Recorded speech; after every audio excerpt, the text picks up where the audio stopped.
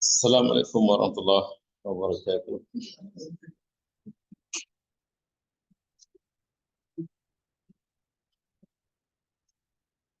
Alhamdulillah wa syukurillah wa la hawla wa la quwwata illa billah. Salatu wassalamu ala Rasulillah wa alihi wa ashabihi wa wala. Raditu billahi rabba bislami dina wa bi Muhammadin nabiyya wa rasula. Bismillahilladzi la yadurru ma ismihi syai'un fil ardi wa la fis samai wa tasbih. Bismillahilladzi la yadurru ma ismihi syai'un fil ardi wa la fis samai wa tasbih. Bismillahilladzi la yadurru ma ismihi syai'un fil ardi wa la fis samai wa tasbih.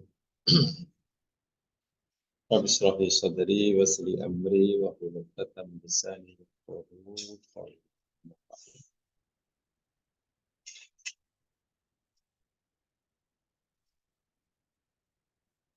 Dengan melafazkan Bismillahirrahmanirrahim, kita ikhlaskan niat kita masing-masing sambil kita berusaha membuka hati kita agar memudahkan nur ilahi, nur pancaran firman Allah dapat dengan mudah diterima dan diserap oleh hati nurani kita. Terus seterusnya kita dapat memanfaatkan sebagai pemandu, penunjuk jalan dalam menjalani kehidupan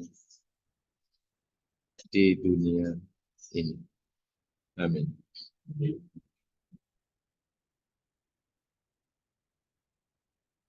Hari ini saya ingin mempertegas dan memperjelas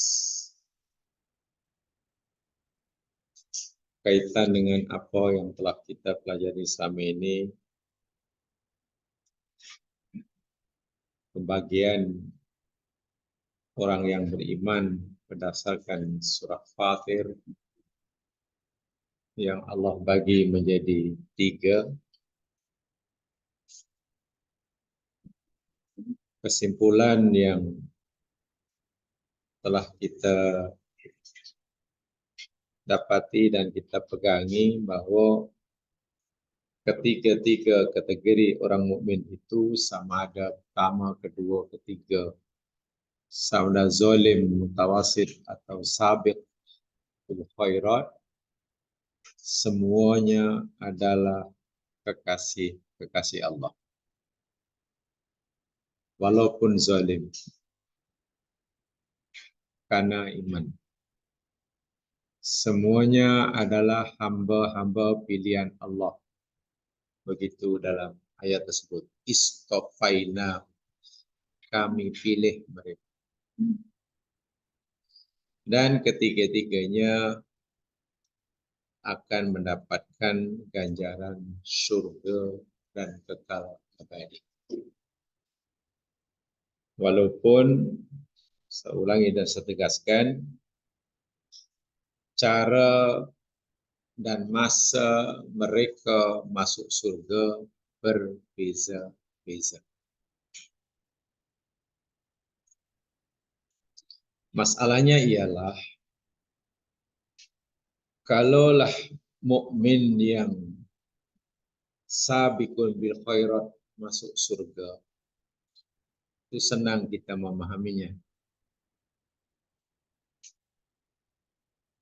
Jika mukmin muqtasid pun akan mendapatkan surga Allah dengan hisab yang mudah, pun juga senang kita memahaminya. Tapi bila mukmin zalim, Zalim itu bukan dosa kecil, itu dosa besar. Mukmin pelaku-pelaku maksiat, pelaku-pelaku dosa besar. Tapi Allah katakan nanti pun mereka akan masuk surga. Gimana? Adakah pemahaman seperti ini atau maklumat Quran seperti ini nanti tidak dijadikan alasan oleh orang pelaku maksiat? Tak apa, banyak dosa pun tak apa, lama-lama masuk surga. Kita sering kata. Jangan khawatir. You tak payahlah kutuk saya sangat walaupun saya ni orang jahat pelaku maksiat. Perintah Allah aku tinggalkan, larang Allah aku langgar. Allah sendiri yang kata, Nabi sendiri yang beritahu. Akhirnya orang seperti aku pun masuk. Coba kalau cuma 6 hari itu. Hah?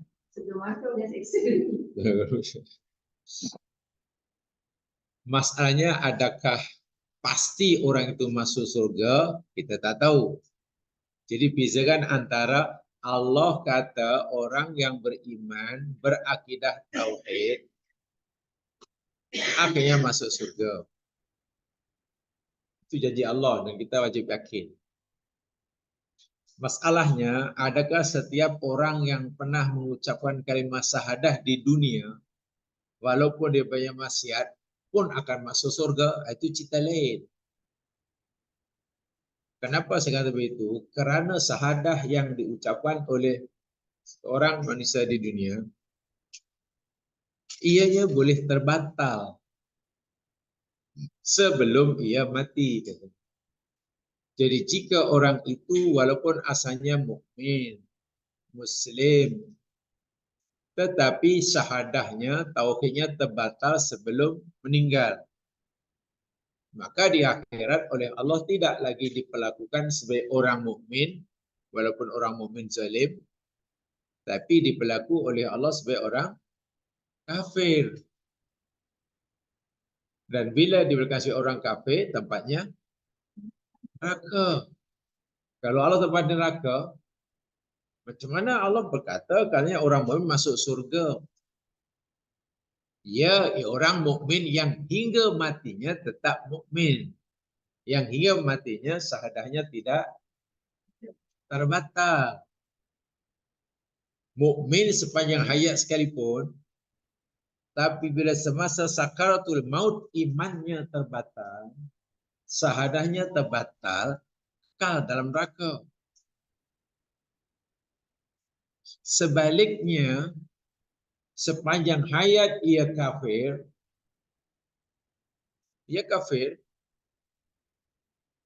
tapi sebelum meninggal ia sempat mengucapkan kalimat syahadah dan meyakini akan syahadahnya, mati dalam keadaan bersyahadah, berbuat syahadah, di akhirat masuk surga. Di situ dia punya. Walaupun last minute. Ya. Walaupun last minute. Ya. Ya. Syaratnya ini yang menentukan ia atau tidak, surga atau tidak, diterima atau tidak, yakni Allah Subhanahu Wa Taala. Tapi dari sisi syariat, karena kita boleh berhukum, hanya boleh berhukum berdasarkan syariat kan, apa yang zahir. Adapun apa yang dalam hatinya, Allah yang Maha mengetahui. Contoh, orang-orang munafik di dunia kita anggap sebagai orang mukmin atau orang kafir. Mukmin kan baca syahadah, solat. Ya. Tapi hakikatnya menurut Allah, dia orang apa? Mukmin ke kafir? Masuk kategori apa munafik ni? Lebih kepada mukmin atau kafir? Kafir lah, bahkan di akhirat kekal dalam neraka. Bukan hanya kekal dalam neraka, bahkan berada di lapisan. Jadi di sini yang perlu betul-betul kena jelas. Baik, berikut saya ingin sampaikan berhadis Nabi dan juga penjelasan tentang ini. Cemana orang mukmin zalim boleh masuk surga? Ingat ya, mukmin yang zalim boleh masuk surga, maksudnya mukmin hingga matinya tetap mukmin, gitu maksud saya. Hingga mati ia sahadahnya tidak terbatal, gitulah. Bukan mukmin semasa hidup. Mukmin di sini bukan mukmin semasa hidupnya, tapi mukmin bersyahadah, berakidah tauhid semasa matinya.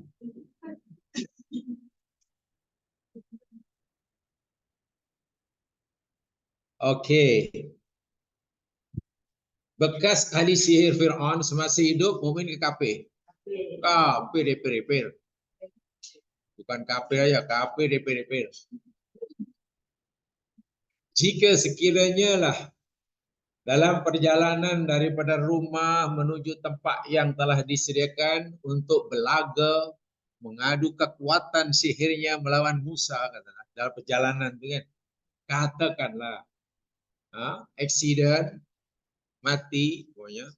Ya, accident waktu itu taklah langgar lori belum ada. Ya, mungkin accident di tandang unta gila ke, mati di mana tempatnya? Ya, di mana tempatnya? Neraka. Ketika ia berada di depan Fir'aun, lalu dia kata, wah bi'izzati Fir'aun, dengan keagungan segala kemuliaan Fir'aun. Mana minta restu Fir'aun lah. Nak melawan Musa. Keluar daripada istana, mati. Neraka dia. Sepanjang hayat. Setelah berlawan dengan Musa dan mengetahui Musa bukan ahli sihir, menerima ajaran Musa, mengakui keesaan Allah, mengakui Musa sebagai utusan Allah, kemudian diugut oleh Fir'aun. Jika ia tidak meninggalkan Musa, dia akan dikerat-kerat tangan dan kakinya dengan makna dibunuh dengan cara yang menyakitkan. Dan orang ini, ahli sihir ini memilih mati asal akidah tauhid yang baru di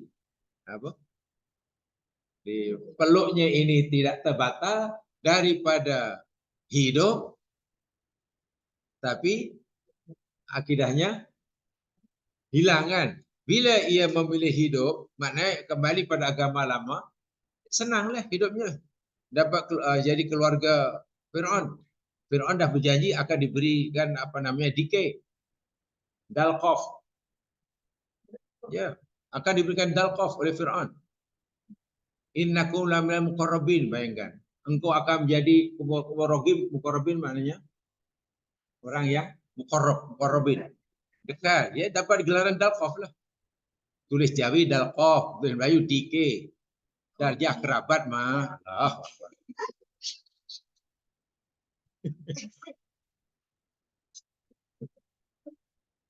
Nah, di Malaysia kan banyak kan pingat membawa gelaran. Itu gelarannya dalqaf kalau tulis Jawi. Darjah khorobat. Ya, dalqaf. Jadi dikey. Tapi dia tolak. Daripada aku hidup senang lenang, tetapi akidah aku terbatal dan aku masuk neraka, lebih baik aku dikerat-kerat badanku, asal akidah tidak terbatal dan masuk. Coba ahli sihir ini di mana nanti di akhirat? Surga kan? Semasa hidup sepanjang hayatnya mukmin atau kafir? Berapa lama jadi mukmin? Nah, itulah yang dimaksudkan. Mukmin yang zalim itu maknanya yakni asal orang itu tetap punya syahadah, tidak terbatal semasa matinya, bukan semasa hidupnya. Sebab boleh jadi orang yang hidupnya kafir sebelum matinya jadi mukmin, atau sebaliknya sepanjang hidupnya mukmin sebelum qalu kafir. Ya. Contoh yang mana tuh? Hidup mukmin sebelum, coba lihat ayatnya. Iya, coba lihat ayatnya. Ada surah Al-A'raf. Saya yakin sudah baca ayatnya. Surah Al-A'raf, surah yang ke-7. Ayat 176.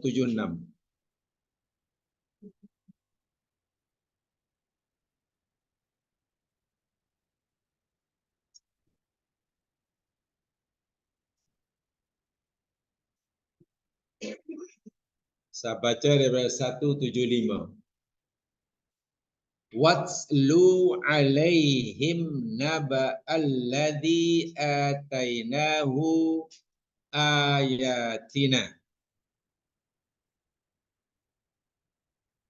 Dan bacakan olehmu, wahai Muhammad, alaihim, ke atas mereka, mereka umatmu, wabil khusus Yahudi di Madinah. Allah suruh Nabi ceritakan kepada mereka Yahudi, apa dia? Naba alladzi atainahu ayatina. Perhabaran, cerita tentang orang yang, alladzi, orang yang kami, kata Allah, berikan kepadanya ayat-ayat kami. Mana orang baik tak baik ini orang?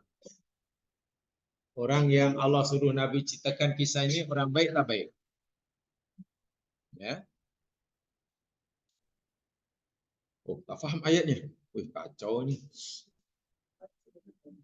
Muhammad bacakan, ceritakan kepada Yahudi orang yang berita, cerita tentang orang yang kami berikan kepadanya ayat-ayat kami. Saka itu mana merujuk pada orang baik atau baik? Orang baik kan? Tak baik macam mana orang ini Allah beri kepadanya, maknanya alim lah. Nampak di situ, faham di sampai situ? Bukan orang sembarangan, orang yang baik, orang alim, menguasai ayat-ayat Allah. Jadi mukmin ke kafir? Mukmin. Ini syekh ataupun naik syekh? Ini syekh. Coba kalau naik syekh itu setan namanya. Kalau syekh itu syekh. Alim. Iya. Tapi tengok, fansalakha minha.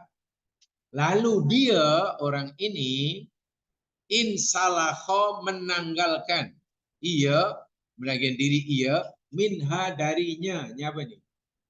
Ini ayat-ayat itu. Jadi ayat-ayat yang ada dalam dirinya, ilmu tentang ayat Allah dalam dirinya, pengetahuan tentang Allah pada dirinya ini, sikit-sikit tertanggal dari dirinya, terlucut. Jadi bila kefahaman tentang Allah, pengetahuan tentang ayat Allah ini terlucut, hilang daripada dirinya, ini mukmin atau kafir? Kafir lah. Fa'atba'hu syaitan. Lalu mengikuti akan dia oleh syaitan.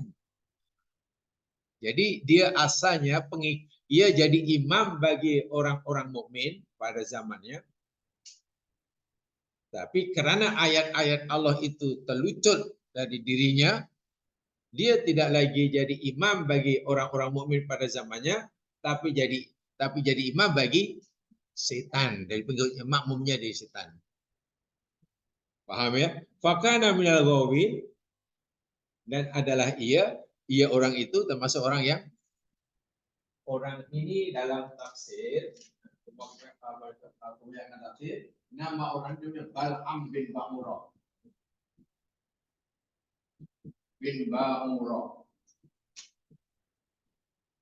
Ini orang alim, ini tok guru, ini tok syekh, ini kiai.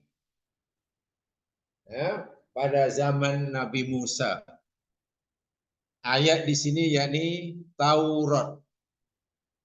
Taurat. Faham, orang yang paling faham isi Taurat, ini alim. Doanya sangat makbul. Sangat makbul. Karena dipercayai ia mengetahui tentang rahasia Al-Ismul A'zam. tak dinafikan kealimannya, kesalihannya, ubudiahnya kepada Allah. Malangnya, kealimannya, kesalihannya ini tertanggal dari dirinya. Tertanggal dari dirinya, terlucut, dan akhirnya diikuti oleh background ayat ini begini. Sebab itu perlu kita tahu ya backgroundnya. Kalau baca ini masih tak paham lah maksudnya.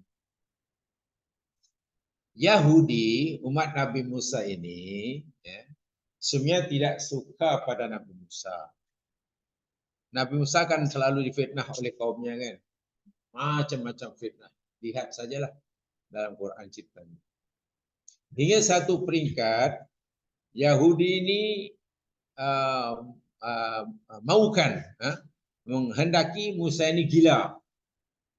Cara itu tak jadi, cara itu jadi, biar Musa ini gila lagi bagus. Tapi macam mana cara nak buat Musa ini gila? Mereka menzalimi lah. Mereka tahu ada seorang yang sangat-sangat alim, sangat-sangat mustajab doanya, sangat-sangat menguasai Taurat. Orang itu namanya Tuk Guru Bal'am bin Ba'urah. Jumpalah pada orang ini. Ringkas kata, Bal'am, kami datang ada hajat.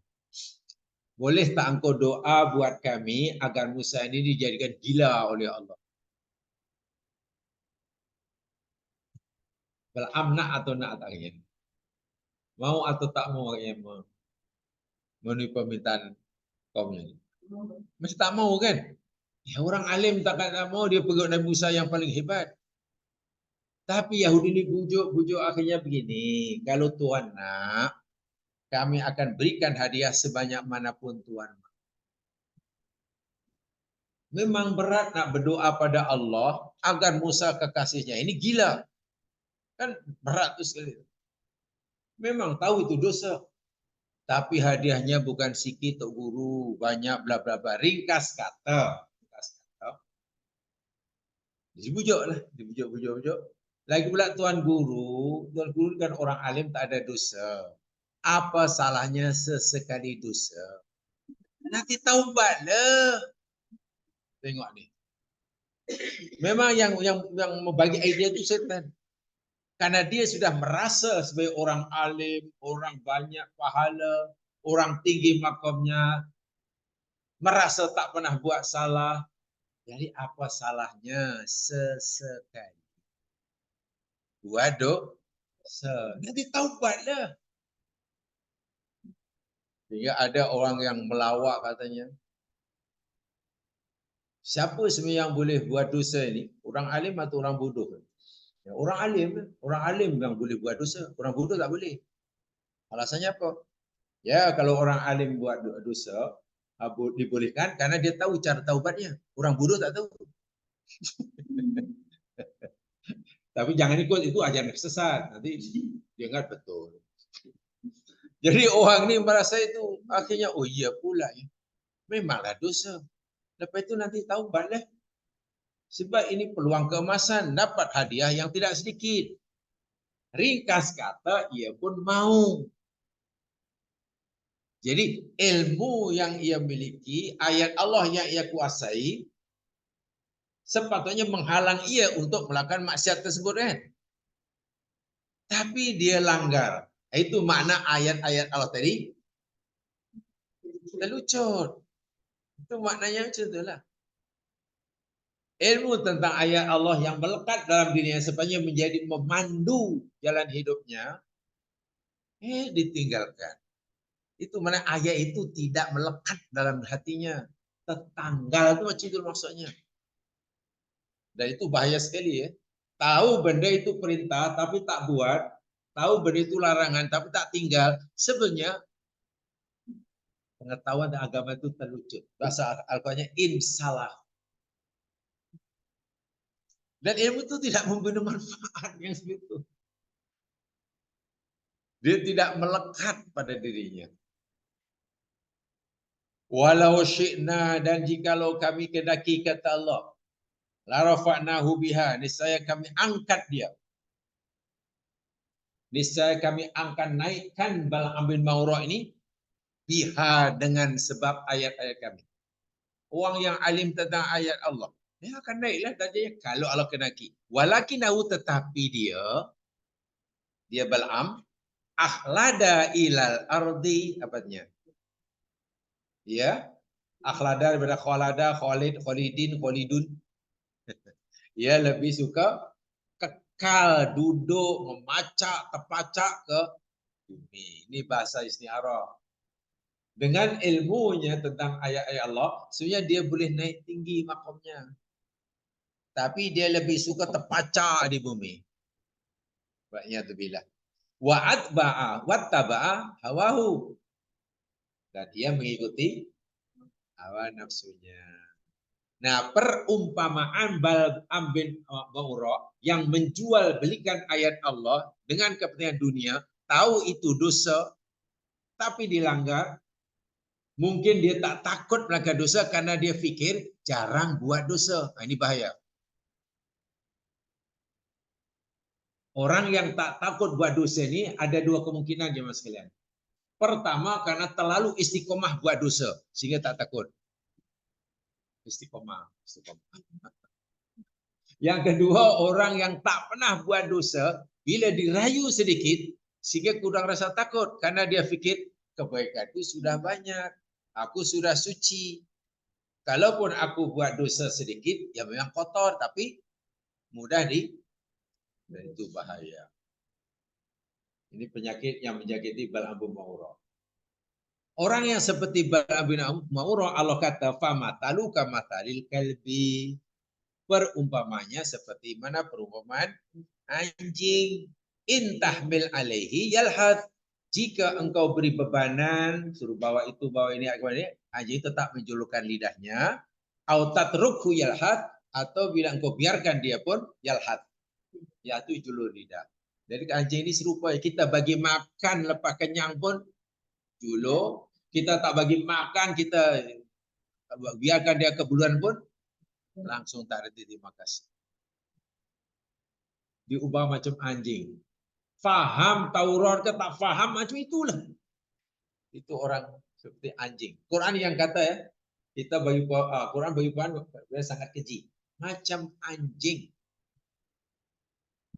Orang yang faham agama Allah sepatutnya berbeza cara berfikirnya, berbeza cara bertindaknya dengan orang tak reti ayat Allah. Tapi ini orang, contohnya ulama bernama Bal'am bin Ba'urah, alim ni, abid. Perangainya, orang lain tak tergamak nak berdoa pada Allah agar Musa ini gila. Tapi dia tergamak melakukannya karena tergiur dengan tawaran hadiah.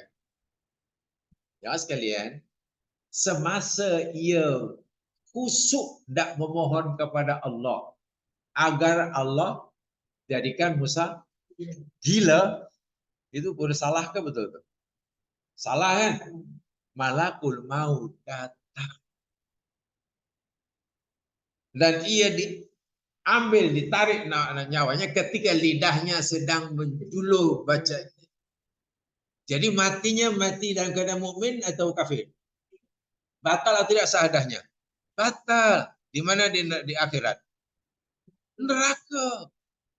Ini contoh orang yang sepanjang hayatnya beriman, mukmin, tapi semasa mati akidahnya terbatal dan di neraka, di akhirat masuk neraka.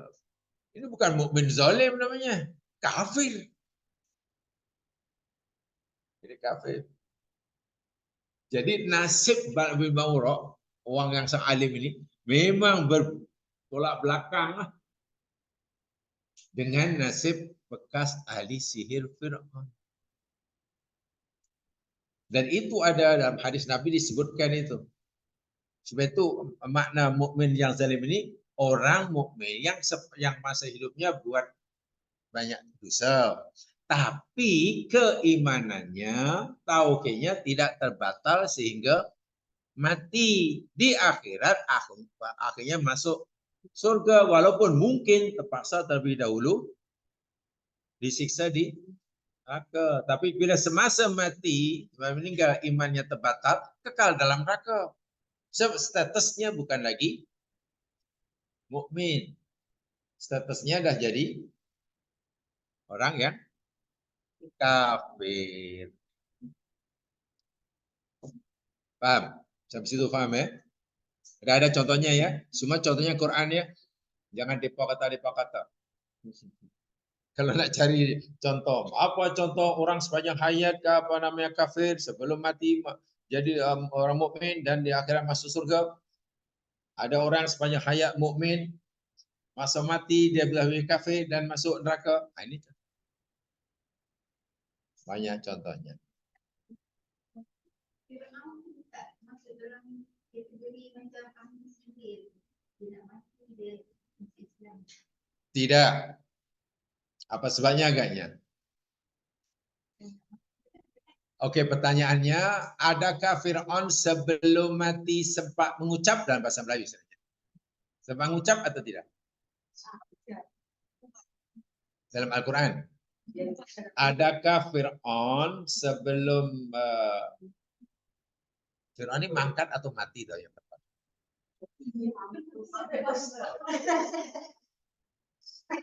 Maharaja Fir'aun, ya.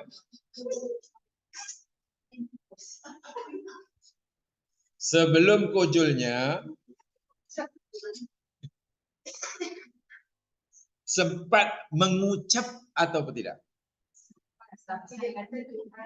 Ya, pertanyaan itu aja. Sempat mengucap atau tidak?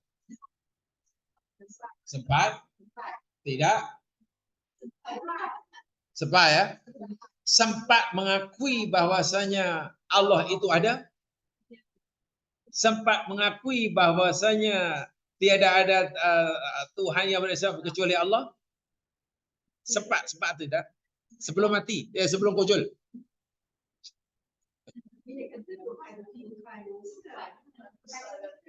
Enggak, saya tanya sempat atau tidak itu aja lah. Sebelum kita tunjukkan ayatnya, gitulah. Sempat kan? Sempat. Jadi kalau dia sempat mengucap, pertanyaan, adakah nasib Fir'aun ini sama dengan seperti mana nasib bekas ahli sihirnya? Itu kan? Jawabannya tidak. Kenapa tidak? Mari kita lihat dahulu apa ucapan Fir'aun yang dia baca itu. Betulkah dia mengucap sebagaimana ia kendaki? Nah, itu. Lihat dalam surah Yunus, surah 10. Surah Yunus, surah 10, ayat 90.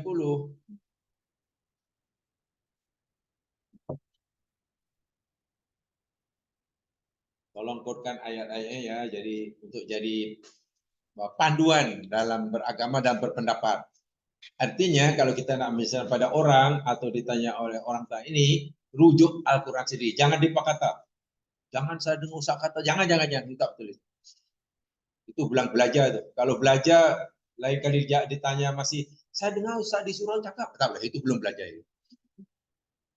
Itu dipanggil belajar, tapi namanya usrahnya dipakata. Tak boleh. Kena dikurkan. Wajawazna bi bani Israil al-bahr. Dan kami, kata Allah, telah seberangkan. Jawaza itu menyeberang, melampaui, melalui. Dan dengan sebab akan Bani Israel, al-bahra lautan. Bani Israel oleh Allah diseberangkan laut. Karena maklumlah, dikejar oleh Fir'aun depan laut macam mana? Ya, dengan kuasa Allah, Allah jadikan laut sekelip mata menjadi highway. Ajaib sekali. Fa'at ba'ahum Fir'aunu, lalu mengikuti di belakang mereka Fir'aun. Fir'aun kejar di belakang. Fir'aun pun sempatlah lalu highway di lautan. Sempat juga. Yang kanan kirinya bukan tebing, bukan pokok, tapi air. Itu luar biasa. Fir'aun merasa itu. melihat keajaiban yang luar biasa. Wa junuduhu dan tentera-tenteranya. Fir'aun kejoh itu bukan pasal apa. Allah beritahu dia mengejoh itu baghyan wa adwa. Karena kedengkian dan jadi semasa mengejar Musa itu inilah yang ada dalam hatinya. Penuh dengan kedengkian, penuh dengan pemusuhan. Sikit pun tidak melihat bahwa Musa itu utusan Allah. Sikit pun tidak nampak bahwa terbangnya lautan itu tanda kuasa Allah. Langsung tak nampak. Jadi kalau orang sudah dengki, sanggup melakukan apa saja. Sanggup menghadapi risiko apa saja. Takkan Fir'aun yang bergelar maharaja tidak berpikir, ini laut terbelah. Musa ini ahli sihir yang hebat nih. Dan dia boleh nyeberangi laut yang terbelah dengan tongkatnya. Kalau aku ikuti belakang, sebab Musa ni ahli sihir, tiba-tiba katut semula kan kolu kan. Sebab dia yakin Musa itu ahli sihir yang hebat. Kenapa itu langsung tak terfikir? Nih, dengki. Orang dengki, orang hasad, orang musuh ni sanggup menghadapi risiko apapun. Mati-matilah. Jadi bahaya dengki ini. Sanggup bunuh orang, sanggup. Punca anak Adam bunuh saudaranya apa? Menurut Al-Quran. Dengki. Punca penyebab utama berlaku pembunuhan pertama di planet bumi adalah dengki. Itu Allah dengki itulah. Hatta sehingga idza apabila adrakahul gharaq menimpa akan dia al-gharaq tenggelam. Maknanya ketika Musa dan Israel telah melepasi lautan berada di tepi sebelah sana, Allah perintahkan Musa ketuk semula lautan, laut sekali mata tertutup. Fir'aun dan tentunya belum sempat melepasi lautan. Akhirnya ia tenggelamlah di tengah lautan. Ketika Fir'aun ini dah dekat kalau kita ajal ya, kalau Fir'aun apa ya? Ajal, kita ajal. Kalau Fir'aun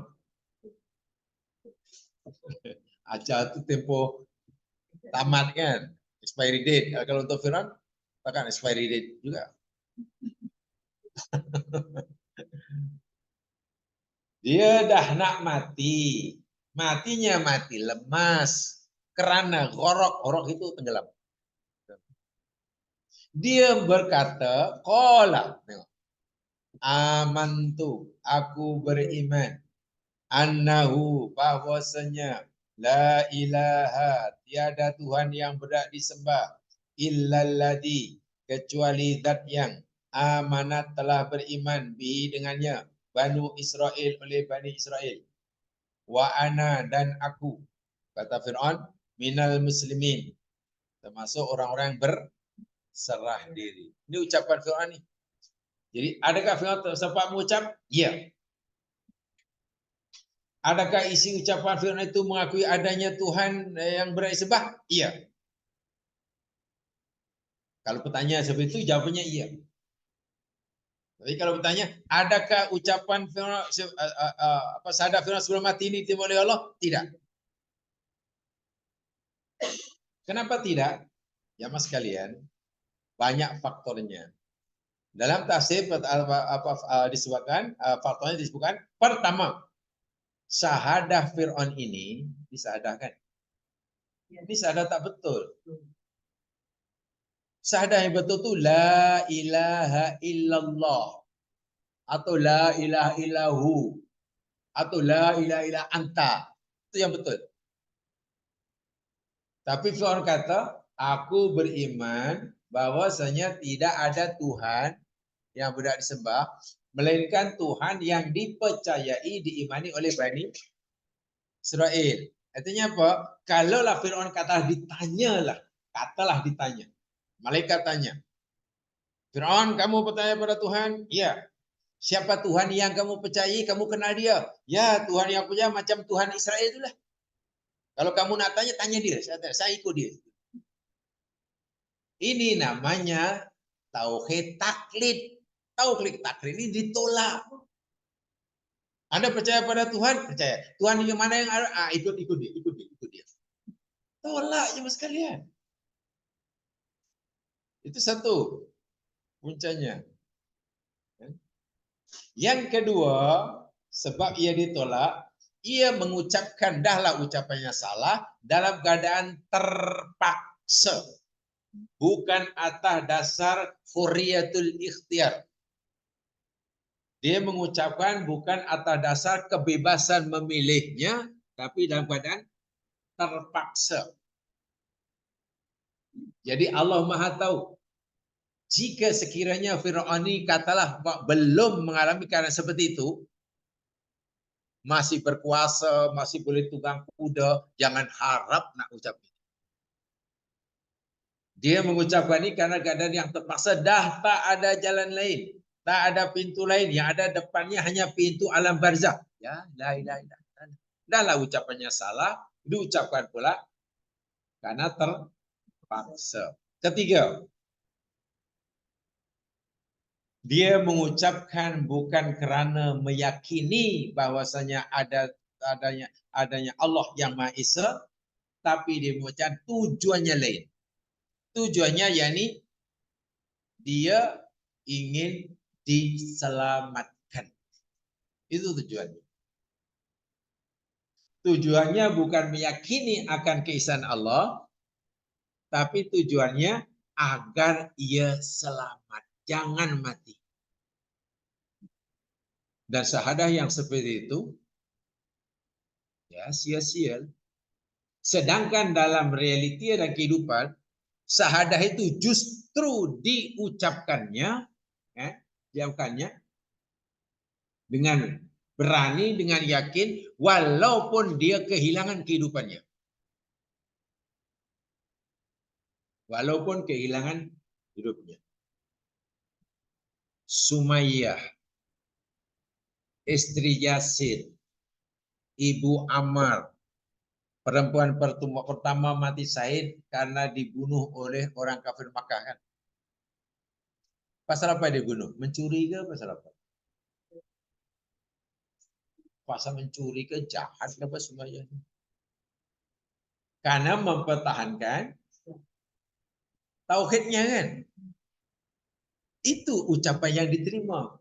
Ia mati, ia rela kehilangan hidupnya, dia rela kehilangan nyawanya untuk menyelamatkan sahadahnya. Firaun tidak. Firaun mengucapkan ini tujuannya agar diselamatkan daripada mati. Jadi terbalik. Dan Allah tahu itu. Allah ikhlas atau tidak. Pertama yang jelas ucapannya salah, ini syahadah yang salah ya. Cuanya ikut-ikutan. Boleh? Terjawab sudah? Sudah terjawab tadi ya? Oke. Sekarang kembali kepada pembicaraan tadi. Mana ayat-ayat yang menyatakan bahwa orang yang mati dan membawa akidah tauhid tidak terbatal walaupun sepanjang hayat mungkin kafir. Saya ulangi.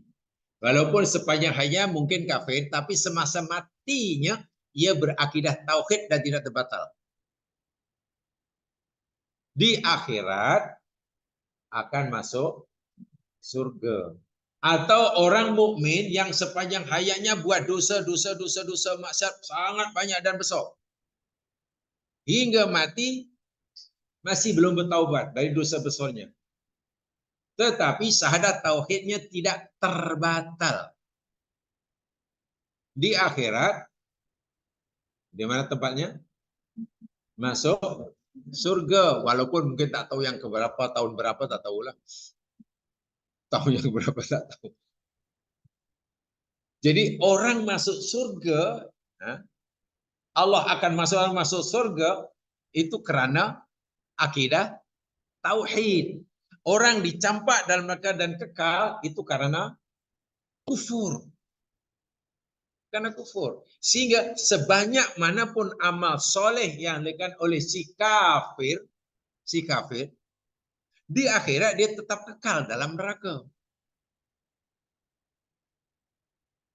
Sebaliknya, sebanyak manapun dosa orang mukmin yang dilakukan semasa hidupnya, tapi mati akidahnya tetap terjaga, dia masuk surga. Begitulah kesimpulan dia. Sebanyak manapun kebaikan orang kafir yang dilakukan semasa hidup, tapi mati tak ada akidah tauhid lah. Di akhirat kekal dalam neraka. Ini keyakinan kita. Sebaliknya, sebanyak manapun dosa seseorang mukmin di dunia, hingga mati dia tak sempat bertaubat, tapi semasa matinya ia sahadanya tidak terbatal. Di akhirat ia masuk surga. Itulah bertuahnya menjadi orang mukmin. Tapi macam mana orang kafir kan macam mana boleh kekal? Orang lain ada yang baik, ada yang orang kafir ini ada yang baik, ada yang tak baik. Betul. Baik, orang mukmin ada yang orang bertauhid, ada yang baik, ada yang tak baik. Betul ya? Ada 3 kan? Orang mukmin ada 3. Satu mukmin yang sangat-sangat baik, di akhirat di mana? Surga. Orang mukmin yang ngam-ngam baik, surga, dihisab mudah. Orang mukmin yang banyak jahat tapi dia mati akhirnya tak batal, gimana? Itu yang kita simpulkan di ayat ini. Sekarang bagaimana si kafir? Orang kafir, ada orang kafir yang baik sungguh, sangat baik. Tolong orang, bantuannya banyak, bahkan boleh bersedekah itu, bantu ini, bantu ini. Dia buat hospital pakar dengan dokter pakar lalu disedekahkan. Dia tak kata wakaf, diberikan, dihadiahkan. Mananya banyak kan kebaikannya. Di mana di akhirat? Betul. Neraka. Di sana ada orang mengabdikan hidupnya hanya untuk kebaikan manusia. Contohnya mendiang Mother Teresa. Di mana tuh di akhirat? Masuk neraka. Ada orang kafir di masa hidupnya jahatnya waliyadzubillah. Bahkan terkena pembunuh. Seperti mana umpamanya dahulu Moshe Dayan namanya.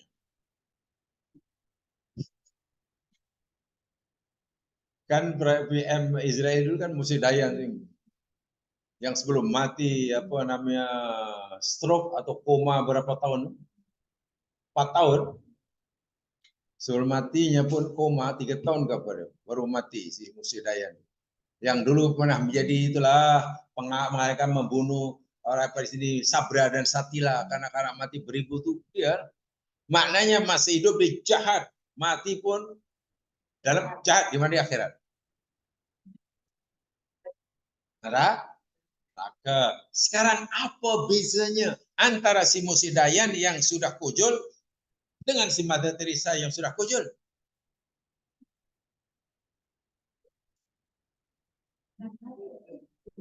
Persamaannya sama-sama di neraka. Perbezaannya kan yang satu baik, yang satu jahat. Macam mana? Yalah persamaannya sampai masuk neraka. Tapi kan yang satu baik, yang satu super jahat. Oke, kalau yang pertama tadi tahu bezanya ya. Mukmin zalim, mukmin mutasid, mukmin sabil khairat. Nasibnya sama di akhirat. Jadi semua masuk surga. Surga, oke. Perbezaannya apa? 3 jenis mukmin. Dah 3 jenis orang mukmin itulah persamaannya nanti di akhirat sama-sama masuk surga. Perbezaannya apa? Masih di akhir. cara masuk surga, bila masuk surga, tingkatan surganya paham itu? Jangan sampai tak paham, nanti tak paham. Atau jangan salah paham. Salah paham jangan, paham yang salah pun jangan.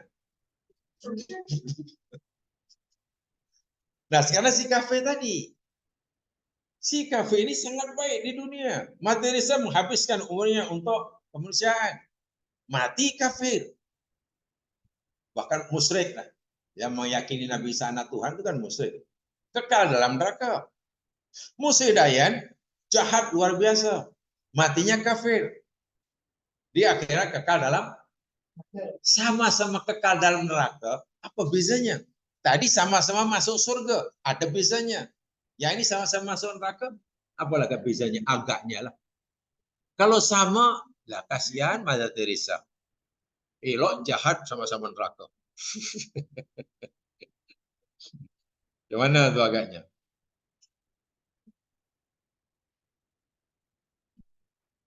Di neraka ada tingkatan, ya. Lagi.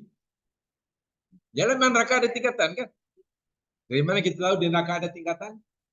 Satu ayat aja, tolong beritahu saya. Tolong beritahu saya bahwa neraka itu ada tingkatan-tingkatan macam surga juga lah. Contohnya apa? Orang munafik berada di lapisan bila Allah kata ada lapisan terbawah, mana ada lapisan? Begitulah cara memahami Quran. Biasakan mencerdaskan pemahaman itu. Quran kata lapisan terbawah. Kalau lapisan terbawah, mafhumnya adalah lapisan teratas. Ada lapisan. Begitu kan? Kalau nak cari, mana ada Quran tak kata berlapis-lapis. Nah, susahlah cari dalil macam tu. Sebab itulah memahami Al-Quran betul itu karena menguasai ilmu usul fiqh itu betul-betul perlu. Kalau tidak, pemahaman kita menjadi sangat-sangat sederhana. Quran kata begitu, itulah pasalnya. Itu sangat sederhana. Dan itu banyak berkembang akhir-akhir ini. Quran kata begitu, tak kata baca Quran.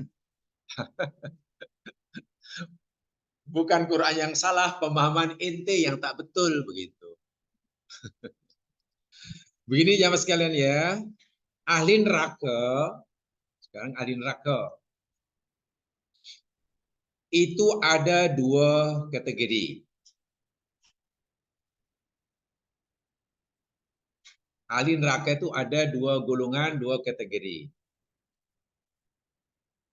Yang pertama, muwahhidun khalatu amalan, atau maksudnya orang yang masuk neraka itu ada dua kategori. Ya. Ahli neraka bukan maknanya kekal dalam neraka, yang masuk neraka lah. Ada dua kategori. Satu, muwahhidun khalatu amalan salihan wa akhar sayyi'an. Yang pertama yakni orang-orang muwahhid, orang yang ada tauhid, yang amalnya bercampur antara yang baik dengan yang buruk. Amal soleh ada, amal dosa maksiat pun ada. Ini masuk neraka nih. Tapi adhalamullahu nara bidunubihim wa sa'alahum aidau fiha. Allah akan masukkan mereka ini dalam neraka selama sekadar sebanyak dosa-dosanya. Paham ya? Jadi yang masuk neraka itu termasuk orang ini kalau di apa kaitan dengan mukmin jenis mana nih? Mukmin zalimun li nafsi. Masuk neraka. Wa hadzal qismu adzum bin nabi ilal amad. Dan jenis golongannya pertama masuk neraka ini dalam neraka hanya dalam tempoh yang tertentu, bergantung pada kehendak Allah. Allah sendiri akan menentukan berapa lama. Bila sudah habis temponya, keluar daripada neraka dan dimasukkan surga dalam keadaan kekal abadi. Yang kedua, kategori kedua orang ahli neraka yakni kuffarun munafikun laisa indahum tauhid. Orang-orang kafir, orang-orang munafik yang tidak ada tauhid. Kafir, munafik yang mereka tidak punya tauhid. Wa qad matu 'ala kufri wasyirki wal nifaq. Dan mereka mati dalam kekufuran, mati dalam kesyirikan, mati dalam kemunafikan. Orang-orang jenis kedua ini masuk neraka kekal abadi selama-lamanya. Kekal abadi selama-lamanya. Itu neraka. Jadi ada dua. Ada mukmin dan ada kafir. Yang masuk neraka mukmin, mukmin yang zalim bernafsi, tetapi hanya muakkad. Muakkad itu bersifat sementara.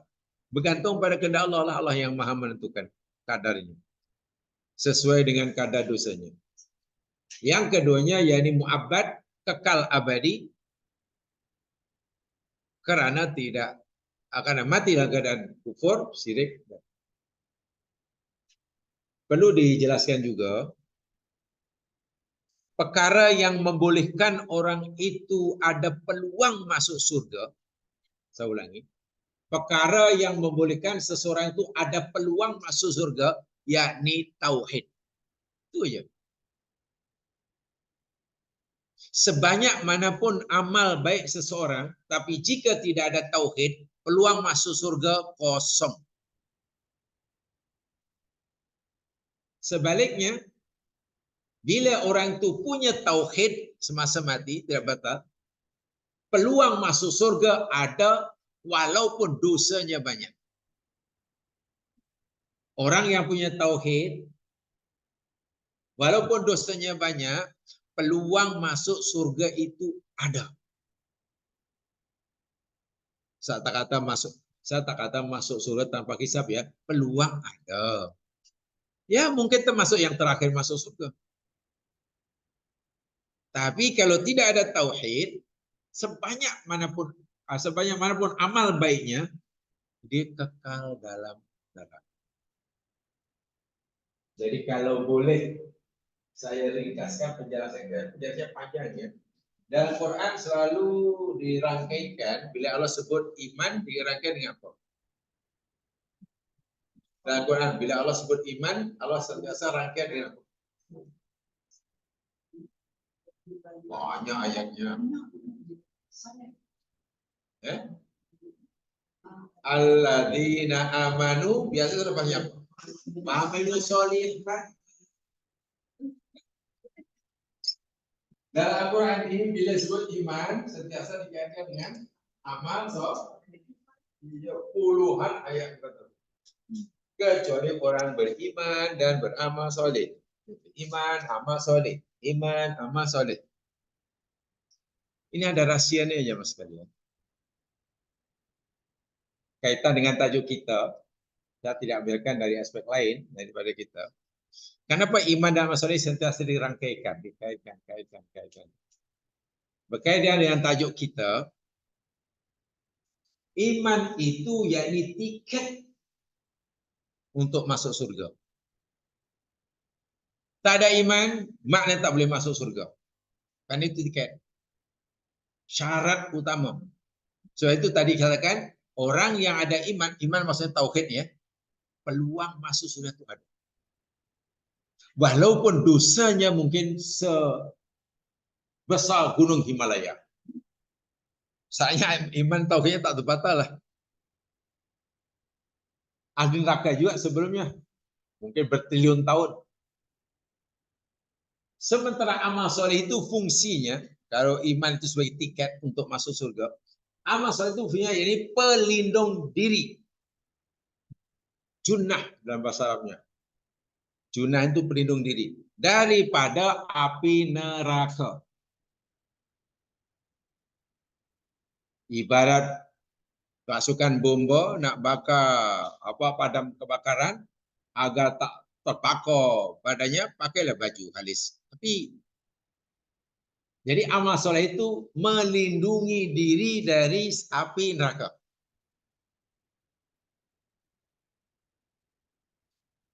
Orang ada iman, tapi tak ada amal soleh, terlindung atau tidak daripada api neraka? Terlindung atau tidak? Iman ada, amal soleh tak ada. Adakah dirinya terlindungi daripada api neraka? Tidaklah. Tadi nyatakan tadi, masuk neraka dulu kan. Woi, dibakar, hangus, hingga tak berwujud kalau yang terakhir keluar neraka. Sebaliknya amal soleh banyak, tapi iman tak ada, boleh masuk surga atau tidak? Tak boleh. Sebab itu kalau dua-dua ini ada dan sempurna, dahlah dirinya selamat dari neraka dan masuk. Itu sebabnya aladina amanu itu kaitannya dengan tajuk kita ya. Tapi kalau dengan tafsir untuk di dunia, iman itu dasar, itu foundation. Ibarat buat rumah kena buat dia punya apa? Foundation dia kena kuat. Kalau nak buat 2 tingkat seberapa dalam, kalau 10 tingkat berapa dalam, simen macam mana.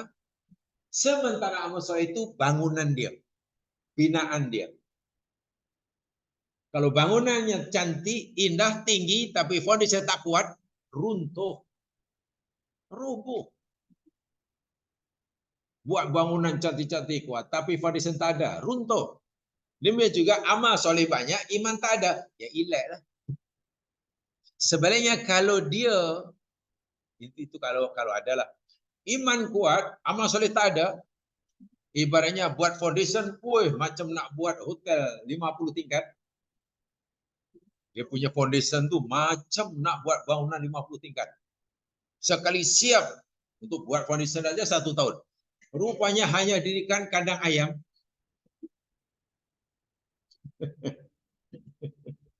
Kandang ayam dibuat daripada buluh.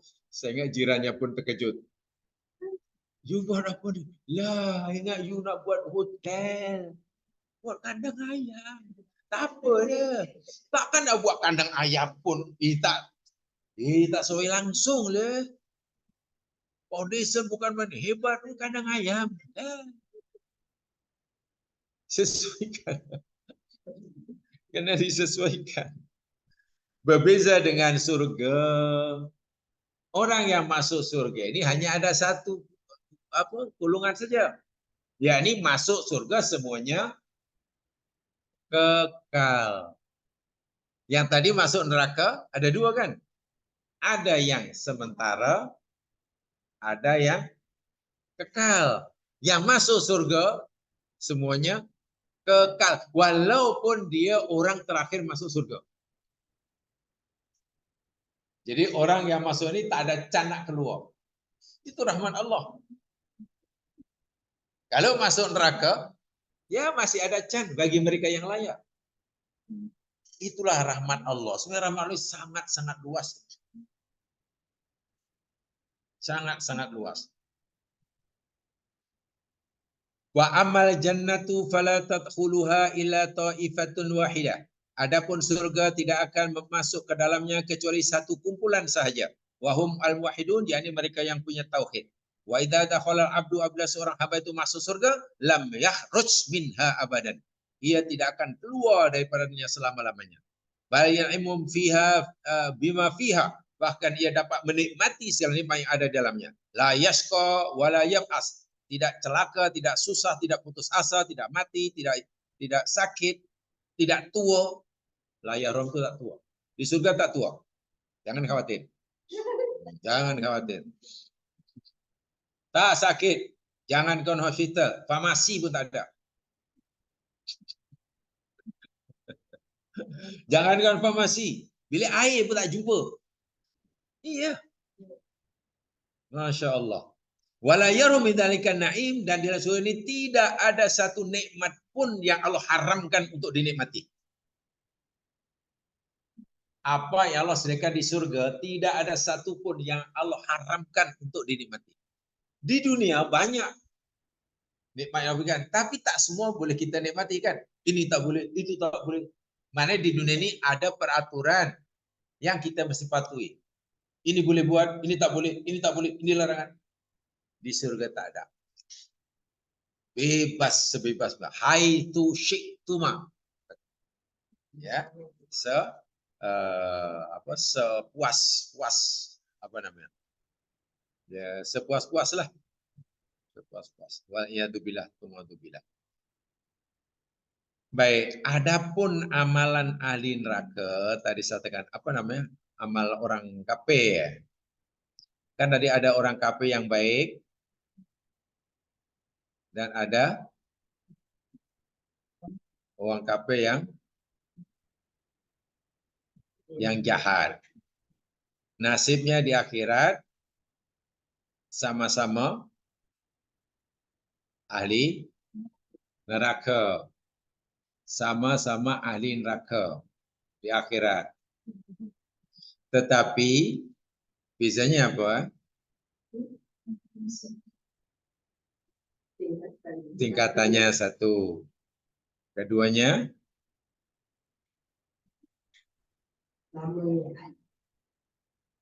itu di neraka. Habis di dunia tak ada apa-apa beza ke? Si kafir baik, si kafir jahat di dunia. Ya mas sekalian, Allah Subhanahu wa taala tidak akan mensia-siakan amal baik yang dilakukan oleh hamba-Nya. Innallaha la yudhi'u ajra muhsinin. Allah tidak mensia-siakan apa? Amalan atau makajaran hamba-Nya yang berbuat baik. Maknanya amal baik yang dilakukan oleh siapa saja daripada hamba Allah, walaupun pelakunya orang kafir, Allah hargai. Allah nilai. Dan Allah beri balasan. Ya, beri balasan. Hanya jika amal baik itu dilakukan oleh orang kafir, balasan yang Allah berikan padanya, reward yang Allah berikan padanya hanya di dunia sahaja. Ya, di akhirat tidak. Di akhirat tidak. Ya. Nanti dulu saya bersatu-satu supaya nanti faham. Jadi saya bagi satu sub, tolong kunyah dahulu, telan baru nanti masuk kedua. Betul ya? Si mukmin buat baik di dunia, kalau buat baik di dunia, reward yang Allah berikan di dunia pun dapat, akhirat pun dapat. Jadi Allah adil. Tak kiralah yang buat baik itu baik pada orang dan tolong masyarakat, bagi mak bapak, tolong orang. Di dunia dapat kebaikan dan dia akan merasakan kebaikan hasil daripada amalnya. Tenang, orang hormati sana mungkin, orang disayangi dia. Dan itu ganjarannya lah. Tapi di akhirat tak dapat apa-apa. Nah, ini sesuai dengan firman Allah Subhanahu wa taala. Lihat ayatnya. Allah berfirman dalam surah Al-Isra. Tolong kuatkan surah 17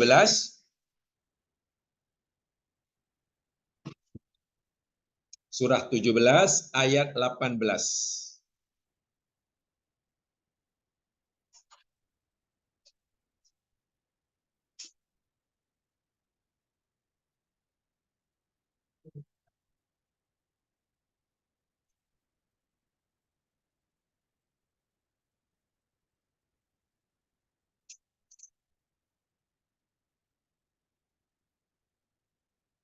Allah Subhanahu wa taala berfirman di dalam ayat itu,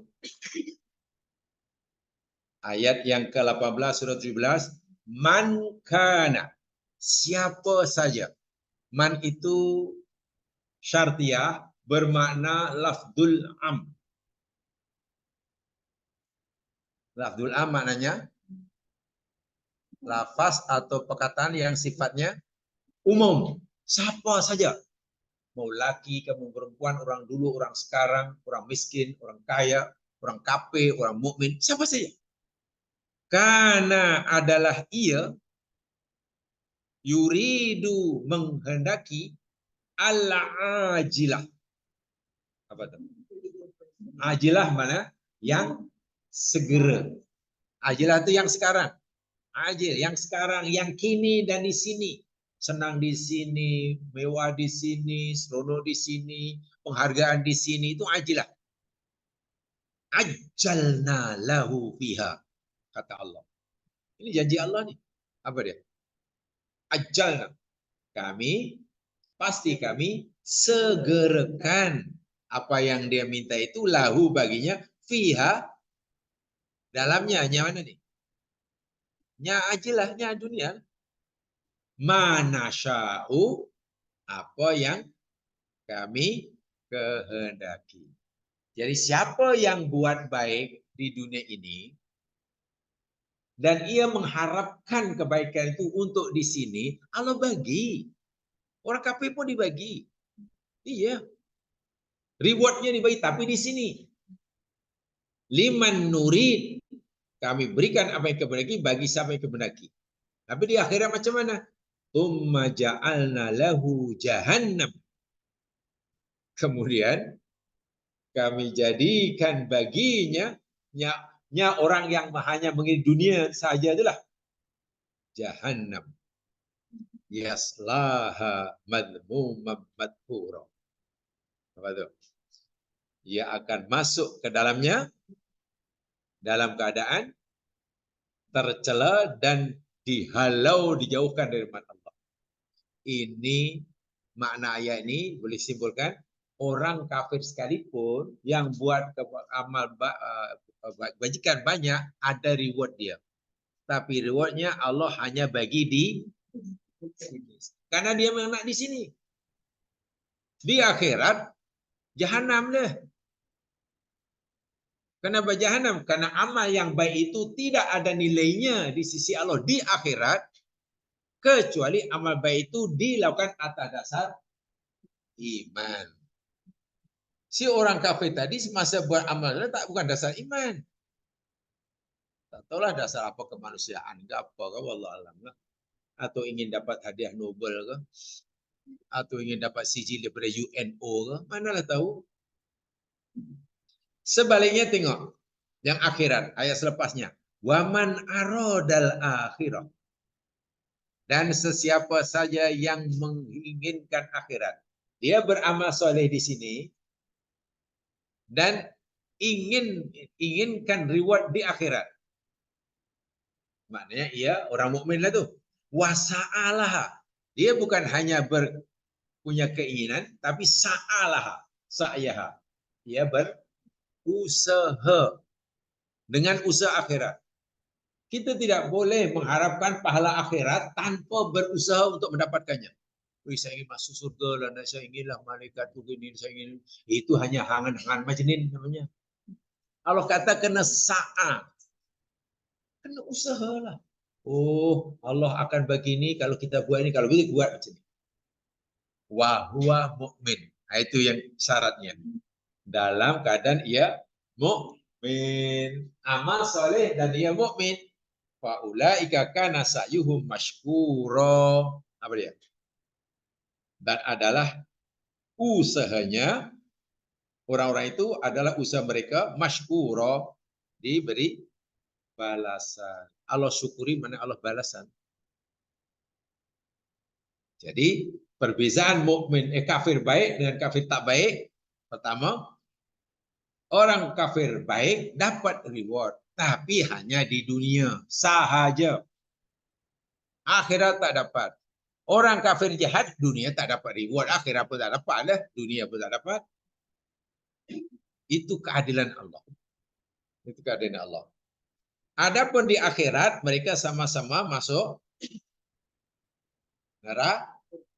Kalau sama-sama masuk neraka, lalu apa fungsi, apa peranan amal baik yang dilakukan oleh si kafir baik dengan amal jahat yang dilakukan oleh si kafir jahat. Kalau sama-sama masuk neraka umpamanya jamaah sekalian. Bezanya tadi nyatakan sebagaimana surga ada surga yang paling bawah, ada surga yang di tepi, ada surga yang di tengah, ada surga paling atas. Dahlah atas paling tengah namanya Firdaus. Surga mukmin zalim tentulah tak sama dengan surga muktasid, mukmin muktasid tak sama dengan surga mukmin sabiqun bil khairat. Demikian juga ahli neraka. Ahli neraka orang kafir yang dahulu di dunia orang kafir yang baik dengan orang kafir yang di dunia orang kafir jahat, nerakanya pun tak sama. Tadi kita sudah tahu bahwa neraka ini ada tingkatan-tingkatan. Oke. Dari mana ada tingkatan? Karena Allah bagi tahu si munafik di lapisan terbawah. Itu jelas. Jadi apa faedah amal soleh yang diberikan oleh si kafir di akhirat? Kalau di dunia adalah faedahnya, ada reward.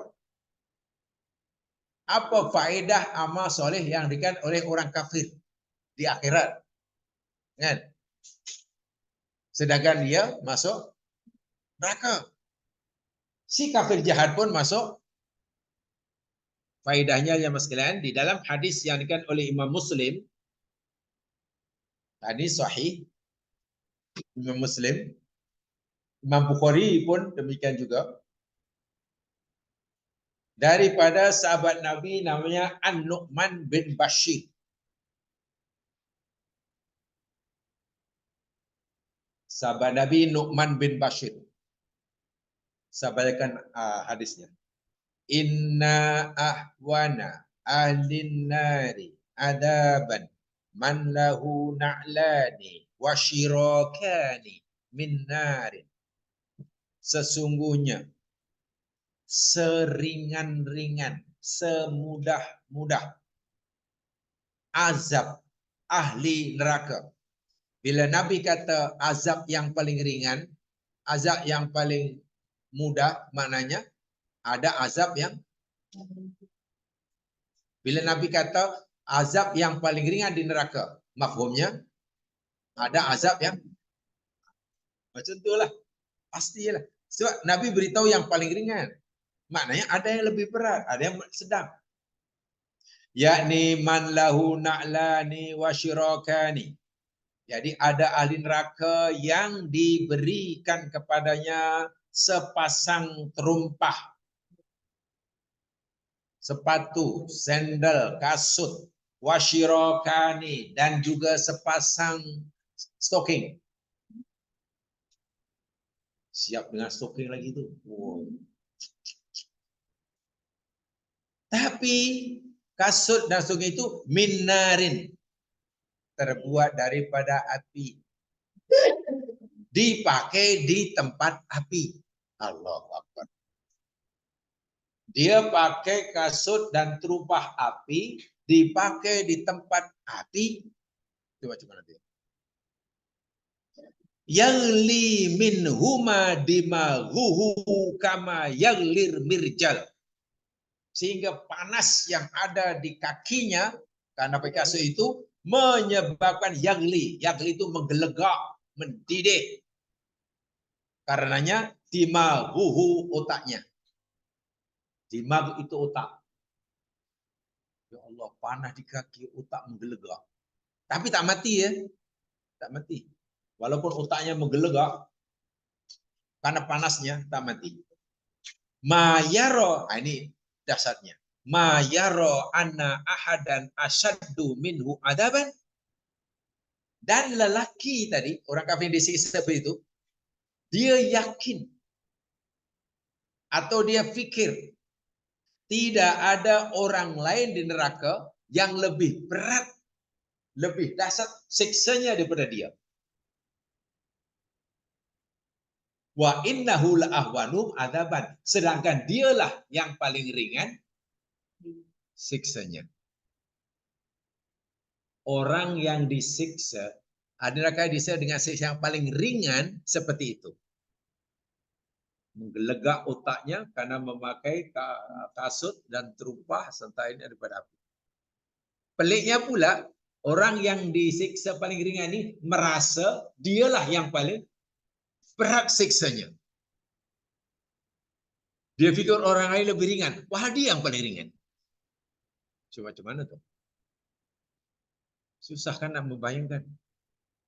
Nah, ini orang-orang kafir yang banyak amalnya, banyak dermanya, bahasa agamanya banyak wakafnya, banyak ambil anak angkatnya bukan seorang dua, anak angkatnya mungkin separuh warga negara yang miskin. Bagi makanan, bagi minuman, bagi pakaian, antar sekolah.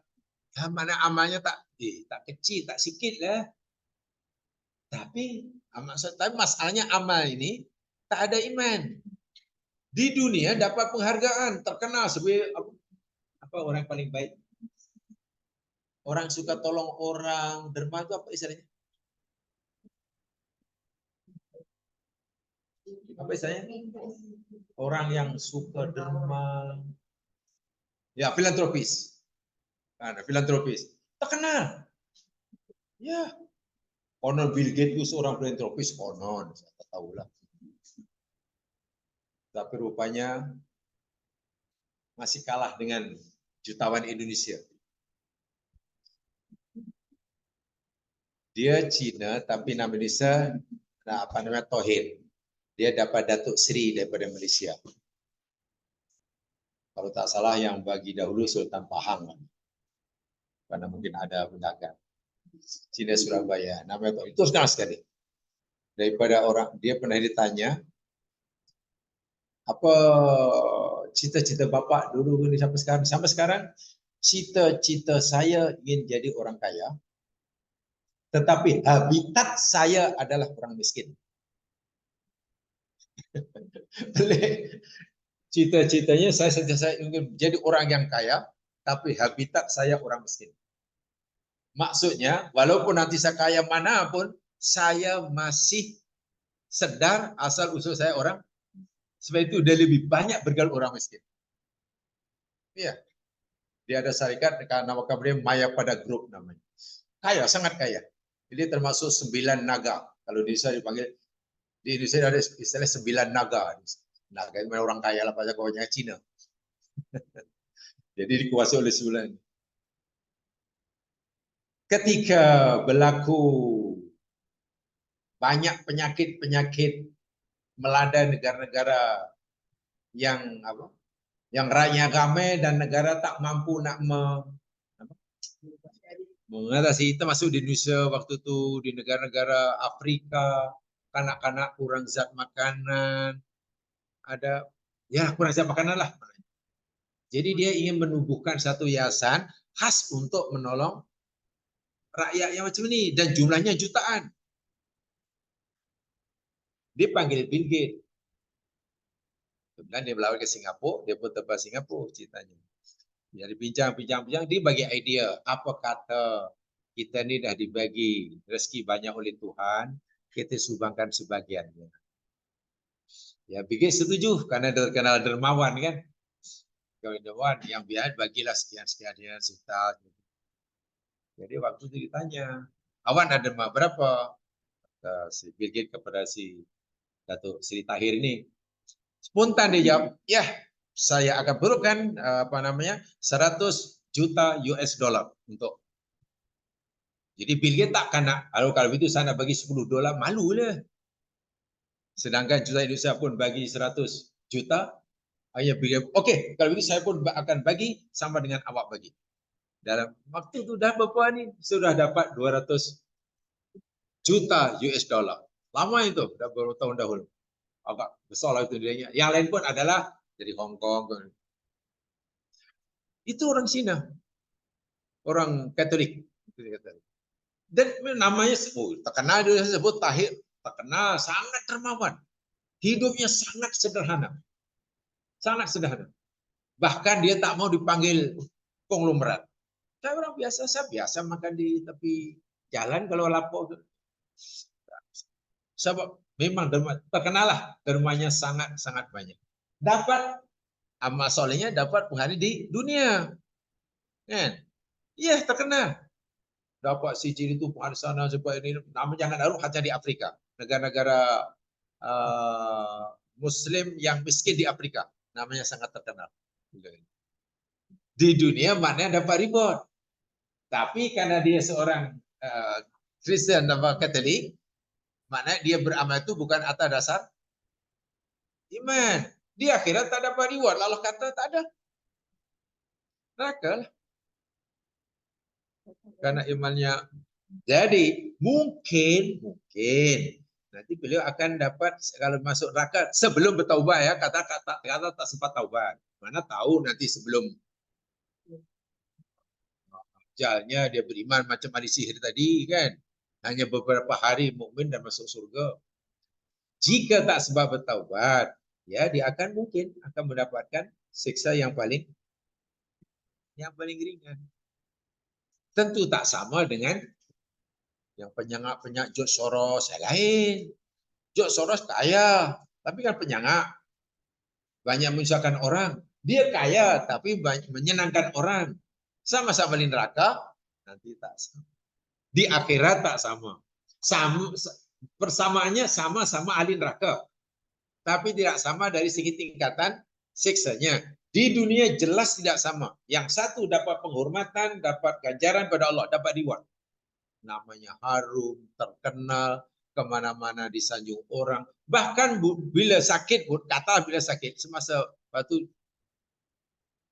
tahun bila ya, saya lupa ada tengok berita. Disakit atau sakit apa, ya sakit orang kaya katanya. Yang pasti bukan sakit pasal silap makan tempoyak lah yang pasti. Bahkan orang kaya sakit. Karena beberapa hari tidak muncul, rupanya dia ada di Jerman. Nah, sedang berubah. Allahu Akbar, ramai yang mendoakan agar dia sembuh. Dan yang mendoakan itu bukan orang Kristen seugam mereka, termasuk orang Islam karena yang banyak dibantu orang Islam. Kalau tak salah dia buat masjid di Papua. Tengok ramai orang Islam dan kecil dia kasih anaknya, aku begitu. Dapat punya di dunia namanya harum. Tapi walaupun yang dibuat masjid taklah masuk surga. Dari situ saya nampak, oh betul firman Allah Subhanahu Wa Taala. Siapa yang buat baik dan ia mengharapkan ganjaran di sini, ajalna, aku bagi. Itu keadilan Allah ya. Tapi itulah malangnya saya ini. Tiket dia tak ada. Sehingga orang yang banyak amal walaupun orang kafir di neraka, tapi azabnya paling ringan karena amal saleh itu melindungi daripada azab yang berat. Itu maksud amal saleh itu pelindung itu begitu. Yang lain yang amal jahatnya banyak masuk neraka, tak pakai baju khalis api, ya tahu lah kena rebus. Yang dia ini sekurangnya ada pelindung, walaupun pelindung itu taklah menahan sepenuhnya. Begitu. Itu dalam Bukhari ada, dalam Muslim ada. Ini ya.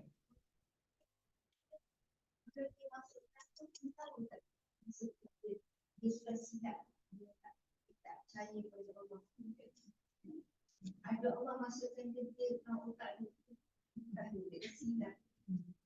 Orang kafir masuk neraka?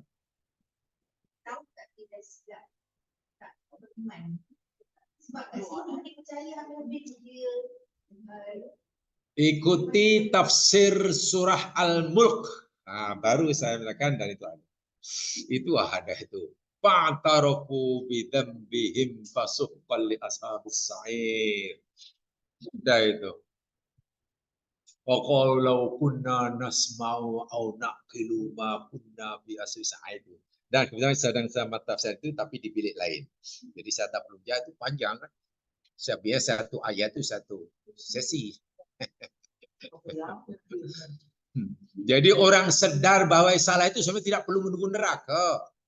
Fir'aun masa kojol pun sudah sedar yang kita salah. Jadi kalau katanya, adakah orang kafir itu sedar yang dia salah, nanti dia neraka? Lama sangat neraka. Baru nak kojol pun, Allah. Bahkan dalam hadis Nabi, belum kojol pun sudah menyesal. Bila sudah wal asri. Banyak bila orang sudah wal asri, walaupun orang mukmin, tapi semasa sehat tak buat apa-apa, dia hanya bermodalkan asyhadu alla ilaha illallah, dan dia tahu banyak dosanya, taubat tak sempat, nak menambah apa ibadah dah tak berdaya, umur sudah wal asri, sekejap lagi wal menangis sama jiwanya. Percayalah.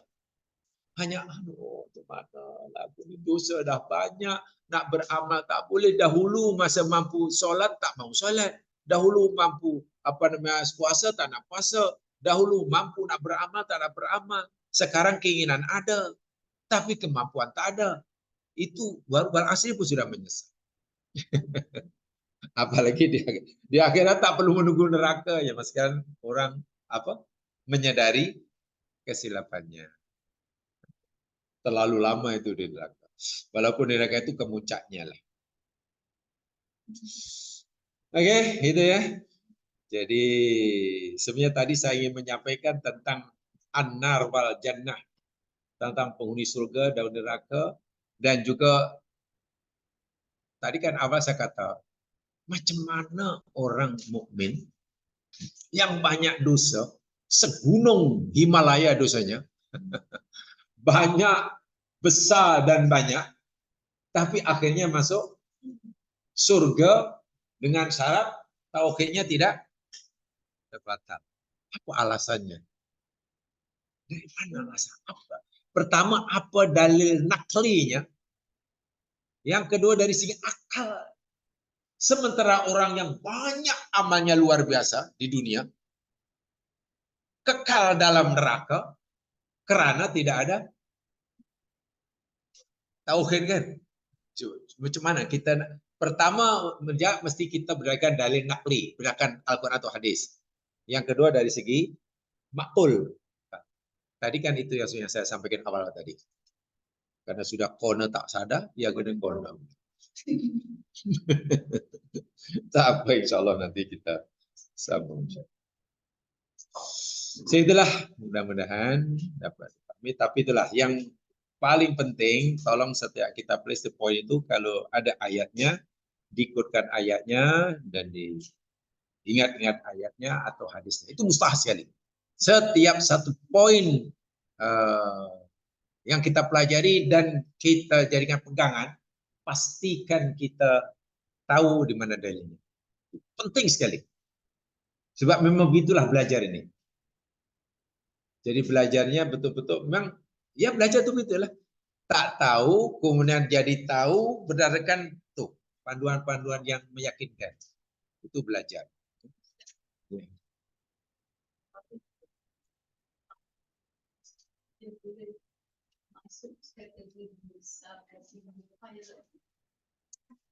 Peluang terbuka seluas-luasnya selagi nyawa di kandung badan. Maknanya jangan fikir bila orang itu hari ini katakanlah umur 30 tahun mukminun zalim. Katakanlah kan statusnya. Hingga umur 100 tahun tetap itu. Tidak. Jangan kita pikir orang ini umur 30 tahun sudah muktasid. Sampai bila-bila muktasid hingga mati. Tidak. Jangan fikir orang ini hari ini sabu bikhor saat itu. Tidak ada jaminan hingga mati tetap itu kalau dia tidak berusaha untuk menjaganya. Jadi maknanya tingkatan mukminun zalim itu bagi A di dunia selagi nyawa masih di kandung, boleh naik, boleh turun, boleh berubah-ubah. Boleh berubah, itu ada hadisnya itu. Itu ada hadisnya.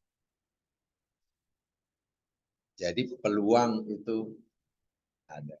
Yang baik akan boleh jadi buruk, kemungkinan ada.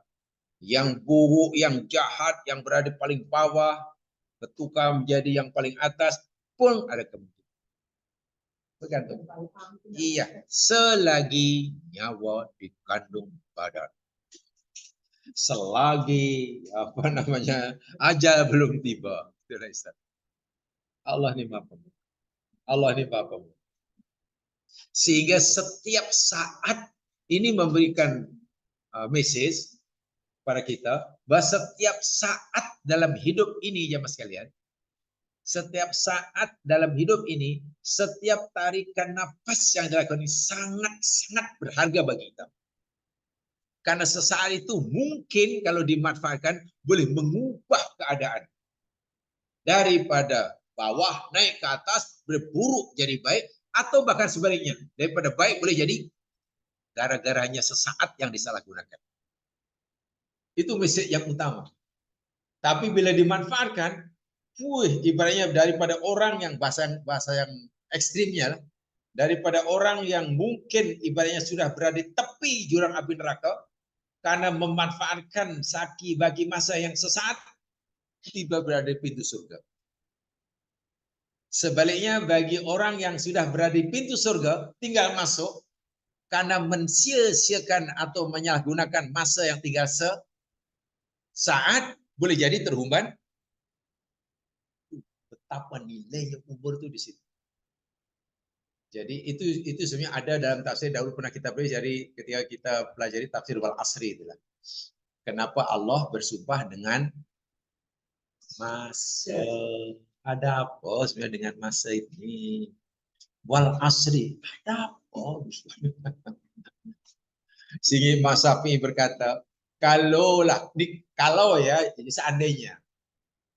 Kalaulah seandainya, jika sekiranya, katalah Allah tidak turunkan Al-Quran sebanyak 114 surah, Allah hanya turunkan satu surah saja ini, wal asri, ia telah memadai bagi kita sebagai panduan hidup. Itu kata Imam Syafi'i. Menunjukkan bahwa wal asri ini mengandungi pengajaran yang tak terhingga lah. Karena sudah cukup untuk kita jadikan panduan. Wal asri innal insana. Dan itu rasanya luar biasa kenapa Allah bersumpah dengan wal asri. Masih kan masa kan? Tapi dahulu pernah kita terangkan, asrun bukan masa. Waktu itu dalam bahasa Arabnya, waktun. Apa lagi yang jamaah tahu? Waktun. Saatun. Lagi. Hinun. Lagi. Dahrun. Lagi. Ajalun. Betul. Tidak kalimat Al-Quran yang makna Melayunya masa atau waktu. Waktun. Saatun, jilun, dahrun, kan, ajalun. Itulah semua itu maknanya dalam bahasa Melayu waktun. Tapi asrun sendiri ain sot ro dalam bahasa Arab tidak ada yang bermakna waktu. Tak ada. Tapi kenapa ketika Allah bersumpah dengan waktu dalam Quran justru menggunakan kalimat wal asri, bukan wal wakti. Nah, ini yang menariknya di situ. Coba kalau asri itu sendiri,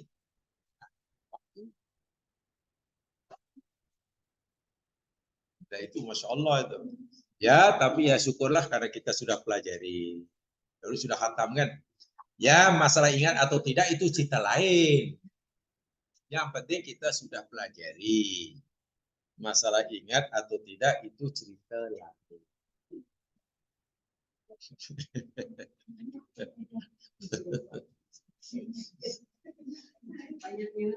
Oh, Masya itu luar biasa. Saya dari rekor. Dan salah satu di antara cara untuk tidak lupa. Ya. Walaupun manusia ini punya sifat lupa, tapi salah satu cara untuk kita tak lupa. Lagi. Discussion lagi. Cara yang paling berkesan untuk tidak lupa. Nyampaikan. Menurut Al-Quran. Cara yang paling besar menurut Al-Quran apa ya? Kalau tanya Al-Quran, wahai Al-Quran, manusia ini pelupa, betul kata Tuhan. Macam mana agar kami ini tak lupa atau tak mudah lupa? Kalau kita tanya Quran, jawaban Quran apa? Oh, senang saja. Kalau kamu tak nak lupa, berusahalah untuk mengingat. Iya, ada dalam surah Toha. Sebab punca lupa menurut Al-Quran, punca sebab utama orang lupa itu tiada keazaman untuk mengingat.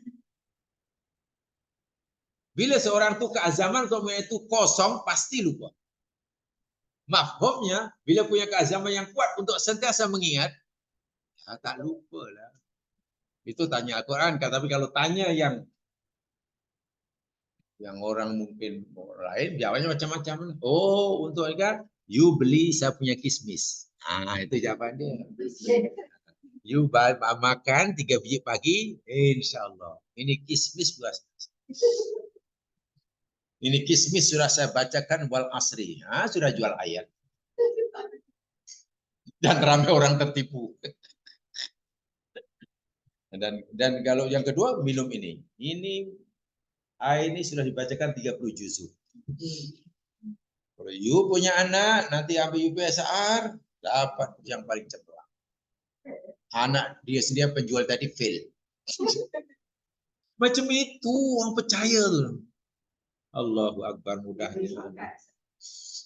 Ya mungkin itulah. Bila belajar ni sudah tidak jadi budaya, mudah kita diperdaya. Mudah kita percaya. Sehingga orang pun tak takut dosa. Yang menipu tak takut dosa pula tu. Oh, janganlah macam tu sekali. Bis ada itu. Kenapa keluarganya otaknya IQ-nya rendah juga walaupun dia penjual kismis.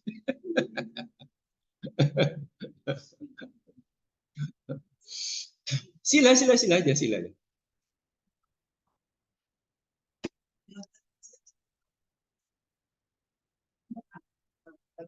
Bual Bangla, bukan Bangla.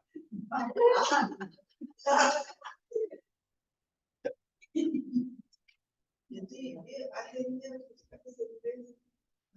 dia terus kekal di dalam tapi dia masih saya dia kan dia berdoakan sebab dia hasut dia orang yang jadi so dia pun soal Tuhan supaya kita tak akan seperti kita dia punya iman dia tu macam mana? Habislah sebab dia itu baca dari Muslim. Bahkan dia orang yang Muslim itu adalah Allah jadi dia sudah.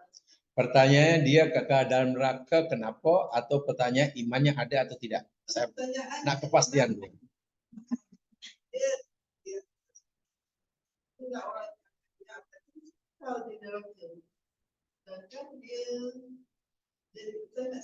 Jadi pertanyaan kenapa kekal dalam neraka?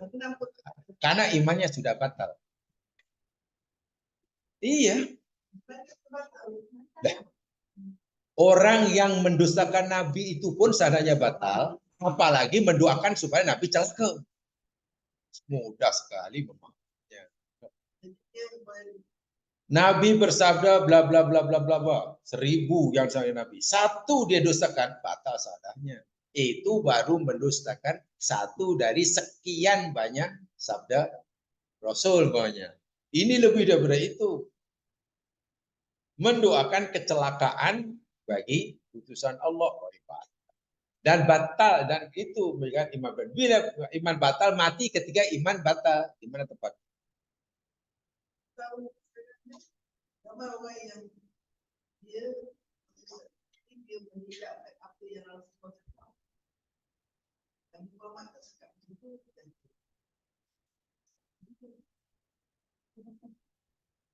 Terus? Contohnya? saya pernah berbuat dengan seseorang. Saya 3 orang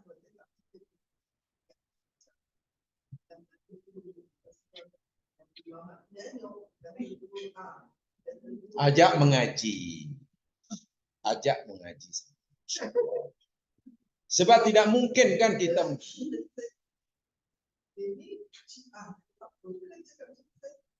sebenarnya perbualan macam itu tidak memberi manfaat pada siapapun. Karena perbualan sudah pasti sudah melarat kanan kiri tanpa berpikir yang teratur. Ya contohnya itu tadi. Orang kata begitu, lalu kita sudah berpikir, si atau bukan. Kesimpulan itu, kalau kita jawab, adakah si A? Dalam kepala kita pasti sudah posisional, si A itu sesat 100%. Kan sudah begitu kan. Pertanyaan, adakah kesimpulan itu betul? Salah lagi. Gitulah masalahnya. Jadi cara yang paling berjaya, benda itu tidak perlu diperbincangkan, dibualkan, tapi ajak dia mengaji pulang. Insya Allah. Itu penyelesaian masalah.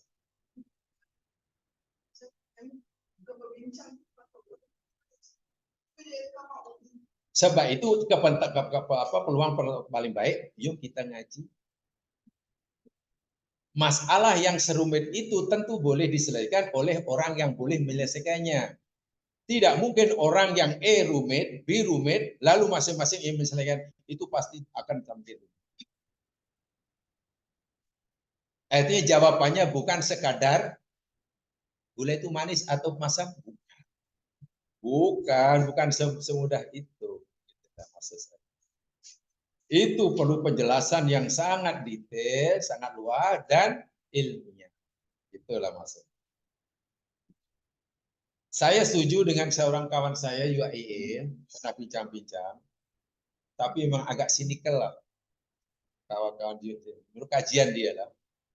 Satu, dia ada kelemahan orang Islam di Nusantara, khasnya Malaysia karena dia orang Malaysia. Kalau bicara macam mana, satu kelemahan banyak. Satu kelemahan, malas belajar. Itu dari kesan menurut kajian seorang peserta UAE. Salah satu kelemahan orang Islam Malaysia, malas belajar.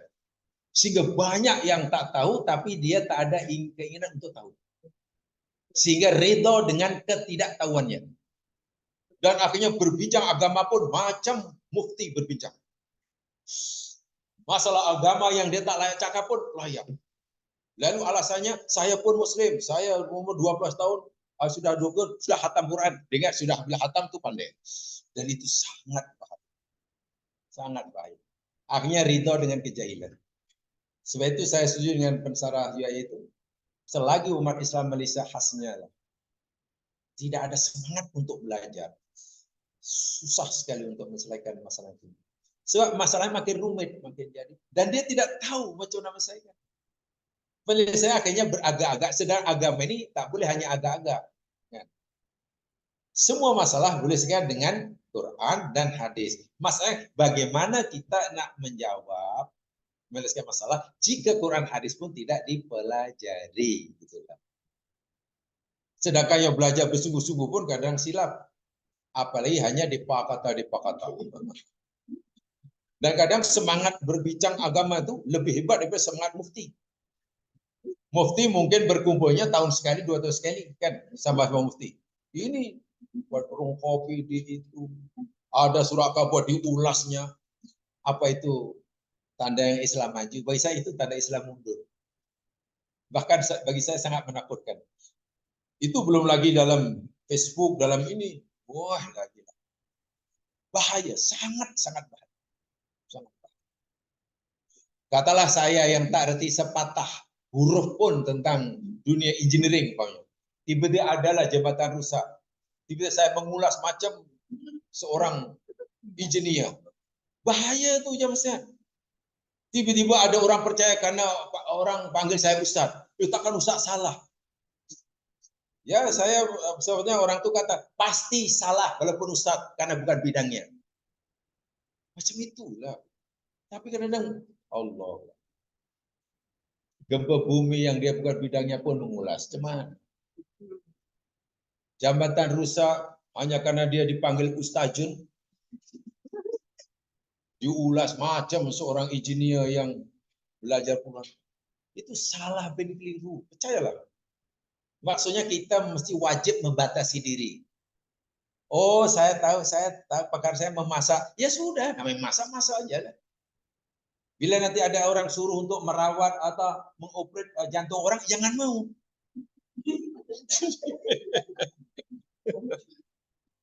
Kalau nak juga, belajar dulu tentang jantung. Macam itulah maksud saya. Tapi orang kebanyakan kita susah nak menahan diri itu susah.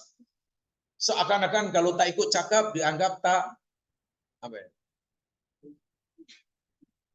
Dianggap macam tak peduli ke apa macam itu. Walaupun cakapnya sebenarnya bukan menyelesaikan masalah, malah menjadi menambah masalah. Jadi masalah itu sederhana, tapi karena yang cakap tentang masalah itu orang yang tidak punya apa,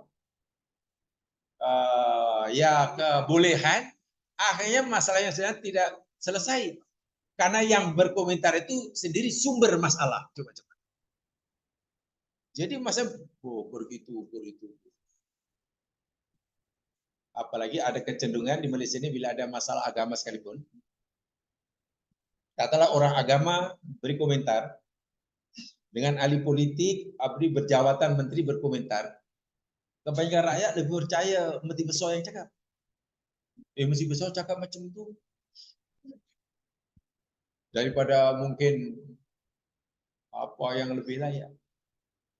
Jadi tengok bidangnya apalah. Kalau mengulas tentang makanan, itu yang paling layak ya chef lah.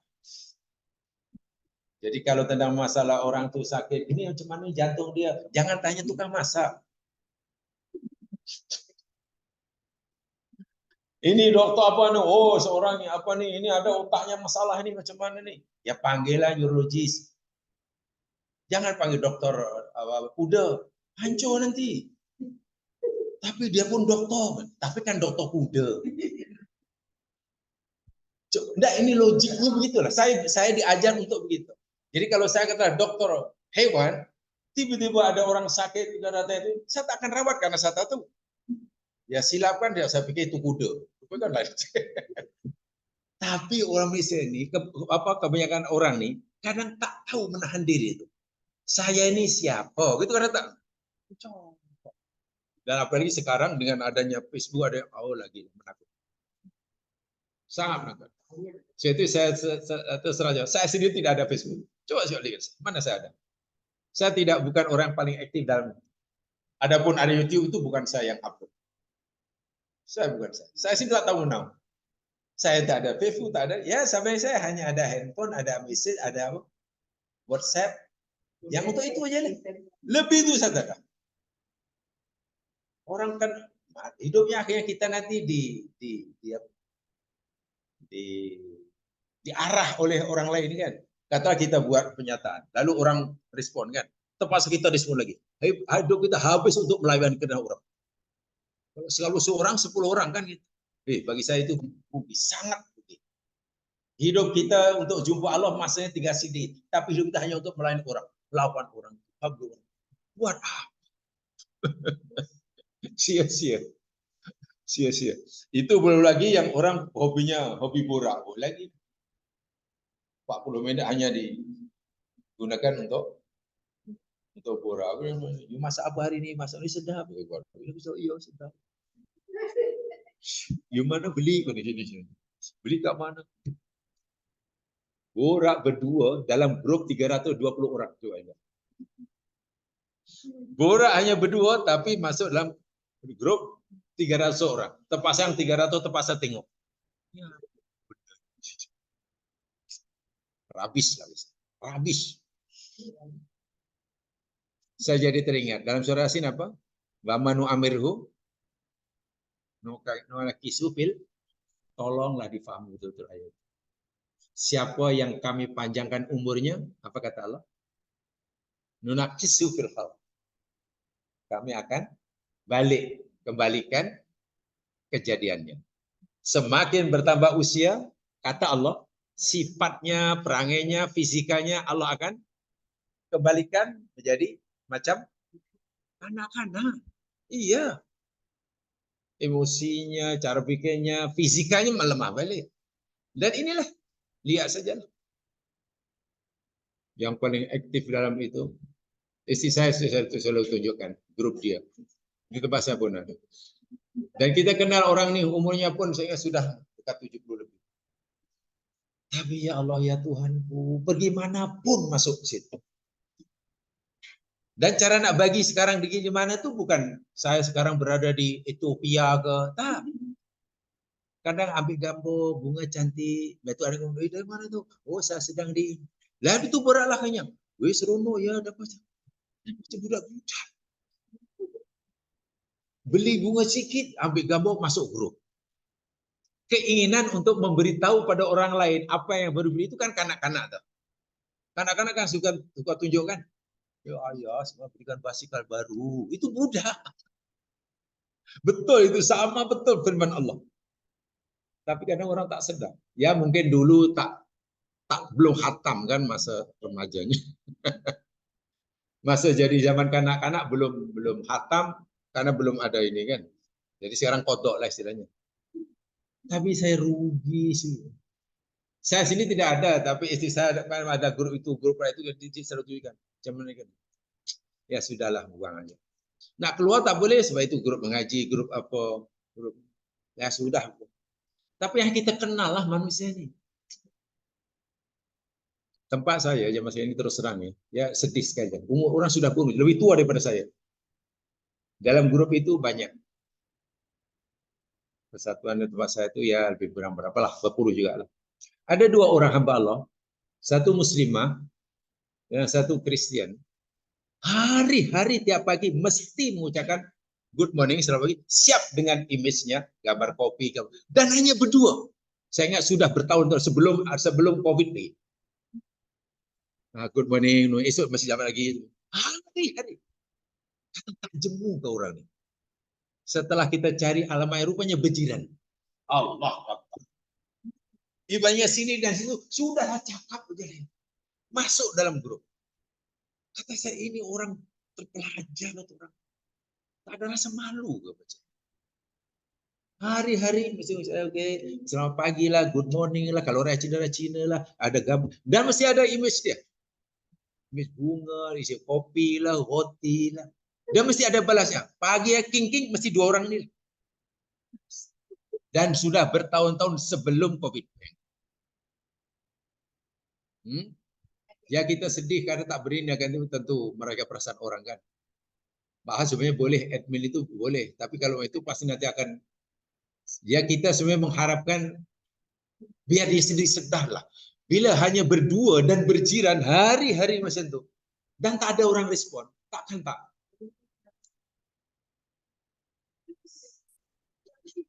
Yalah kalau ramai-ramai dan muda-muda terus saya beritahu admin, tolong blok tinggalkan. Boleh. Ini boleh senang, tapi masanya orang tua. Dan nampaknya orang ini orang yang asalnya berkedudukan, berjawatan, gitulah. Mungkin dalam kerajaan berjawatan, orang berada, tengok pun ada suaminya mungkin pernah dapat pingat, tengok gelar istrinya di mana suaminya berpingat lah.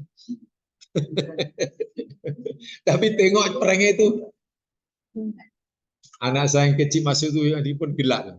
Ada juga uang macam itu. Ini bukan budak nak, ini dah nenek kata saya. Tak tahulah, Masya Allah kata saya. Sedih, sangat-sangat. Lucu lah, akhirnya saya mengalir lucu aja. Akhirnya rasa muak jadi hilang, sekarang jadi rasa geli lah tengok tu.